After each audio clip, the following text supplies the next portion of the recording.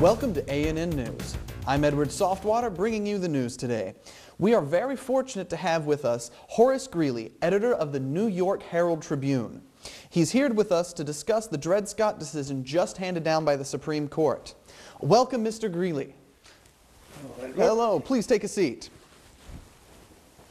Now, what is your overall critique about the Dred Scott decision that was just handed down? This Dred Scott decision handed down by Judge Tawney is atrocious, wicked, abominable. It's no better than what you could obtain in any barroom in Washington. Well, you certainly seem to have a strong opinion of it. What's your opinion of the Chief Justice himself? Chief Justice Tawney has been issuing statements that are false and giving out shallow sophistries, which show that he is a despicable hypocrite and skulking coward. All right. Well, what exactly do you mean by the use of the word sophistry to describe him? Well, Edward, Sophia is the Greek word for wisdom. Sophistries are statements and arguments that sound wise and plausible, but in reality, they're misleading and fallacious arguments. I see. Do you feel that you were impartial in your analysis of this? I feel I've been very impartial. After all, we are dealing with a man who ought to be convicted as a traitor against the founding fathers and the writers of our Constitution. Yes, bearing that in mind, it's good to see you're impartial. Would you mind showing us some of the clippings from the newspapers around the country and what they have to say on this? Yes, I have brought some here. And first one is from our own newspaper, the New York Tribune.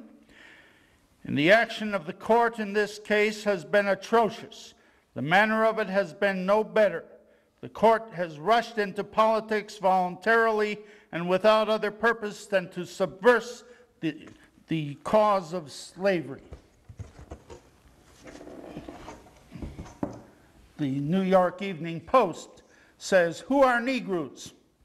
Chief Justice Tawney decides in the Dred Scott case that Negroes are not citizens of the United States. The Illinois State Journal has this to say, from a Washington writer: "The proceedings of the Supreme Court and that tribunal have voluntarily introduced themselves into the political arena."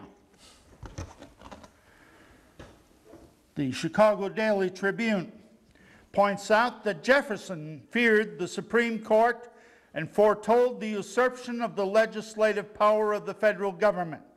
His prophecy is now reality. The New York Daily Times says it is not true in point of fact that the Constitution was made exclusively for white people. The preamble openly declares that the Constitution was formed in order to procure to the people of the United States and their posterity the blessings of liberty. And as for the colored citizens, in 5 of the states, they were among those for whom the Constitution was ordained and established.